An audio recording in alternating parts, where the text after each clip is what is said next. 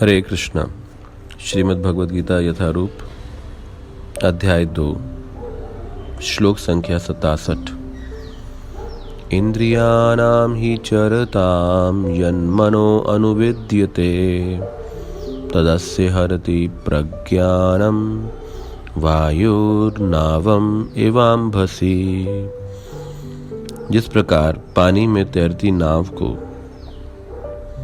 प्रचंड वायु दूर बहा ले जाती है, उसी प्रकार विचरणशील इंद्रियों में से कोई एक जिस पर मन निरंतर लगा रहता है, मनुष्य की बुद्धि को हर लेती है। तो जिस प्रकार से समुद्र अत्यधिक शक्तिशाली है और उस समुद्र में बड़े बड़े जो शिप्स हैं वो भी डूब जाते हैं, पलट जाते हैं। तो उसी प्रकार से ये पूरा का पूरा जगत, इसे भव सागर कहा गया है, जन्म और मृत्यु का सागर। और इसमें 84 लाख प्रकार के जहाज हैं जो कि इस भव सागर की लहरों में कभी उछाले जाते हैं, कभी नीचे बिठाए जाते हैं, कभी गोते खाते हैं। तो यहां पर भगवान कृष्ण उदाहरण दे रहे हैं, वायुर नावम इवाम्भसि। जैसे वायु नाव को बहा कर ले जाती है, उसी प्रकार से ये जो इंद्रियों की वायु है, इंद्रियों का इंद्रिय विषयों के साथ जो आकर्षण की वायु है, ये हमारे पूरे जीवन को उस दिशा में बहा कर ले जाती है। तो साधारणतः अन्य योनियों में 5 इंद्रियों में से एक इंद्रिय ही शक्तिशाली रहती है। किसी पशु पक्षी में देखने की योग्यता, जैसे चील, देखने की योग्यता बड़ी तीव्र है।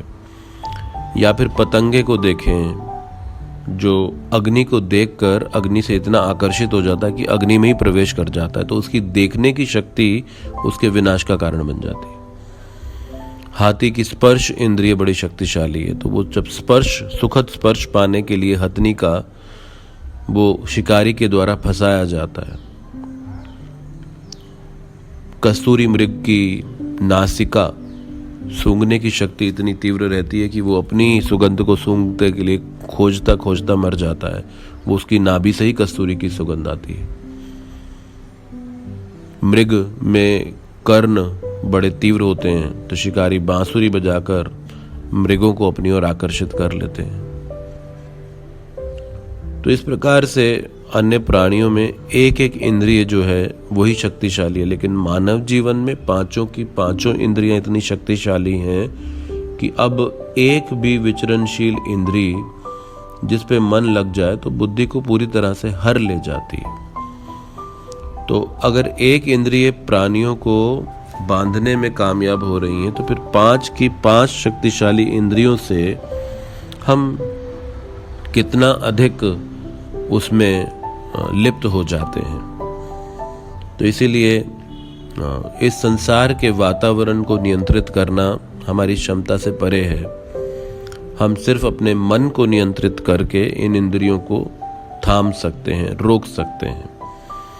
ये इंद्रियां अत्यधिक शक्तिशाली हैं और इनको जितना भी आहार दो, जैसे कि आप अग्नि में ईंधन डालो, अग्नि और जल जाती है। इंद्रियों को कितना भी आहार दो, ये कभी संतुष्ट नहीं होती। ऐसा कभी हुआ नहीं कि खाने के बाद आपको दोबारा भूख ना लगे, और खाने के बाद भी जीवा में स्वाद बना रहता है। हम और पाना चाहते हैं, वो पेट अलग बात है कि जवाब दे देता है कि अभी और नहीं, तो हमें रुकना पड़ता है, वरना जीभ के स्वाद के लिए हम रुकना नहीं चाहेंगे। तो ये इन इंद्रियों का प्रभाव है।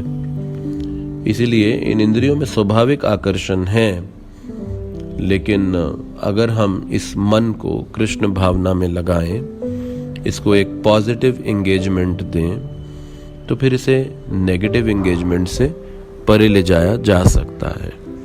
वो संभव है कि उस नेगेटिविटी से उसे दूर ले जाया जा सके। इसीलिए जैसा भी विचार आप रखेंगे, आप वैसे ही विचारों को आकर्षित भी करेंगे अपनी ओर। इसलिए कहते हैं कि पॉजिटिविटी अट्रैक्ट्स पॉजिटिविटी।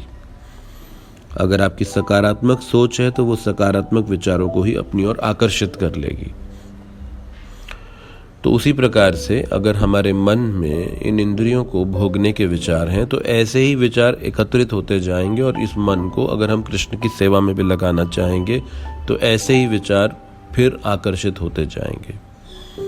तो ये जो स्वतंत्रता और चुनाव हर जीव को भगवान ने दिया है। इसीलिए सत्संग क्या करता है? सत्संग हमारी इच्छाओं में परिवर्तन लेकर आता है, हमारे विचारों में परिवर्तन लेकर आता है। तो जब आप सत्संग में भाग लेते हैं, जब आप सत्य का संग करते हैं, तो ये आपकी इच्छाओं को परिवर्तित करता है। तो जो इच्छाएं इन इंद्रियों को इंद्रिय विषयों के साथ भोगने की होती हैं, अब वो इच्छाएं भगवान की सेवा में परिवर्तित होनी हो जाती हैं। और उस सेवा से आत्मा का जो कि स्वभाव है सेवा करना, भगवान की नहीं करेंगे तो किसी ना किसी की तो करेंगे, खाली तो रह नहीं सकते, क्योंकि आत्मा बड़ी सक्रियता से भरी है।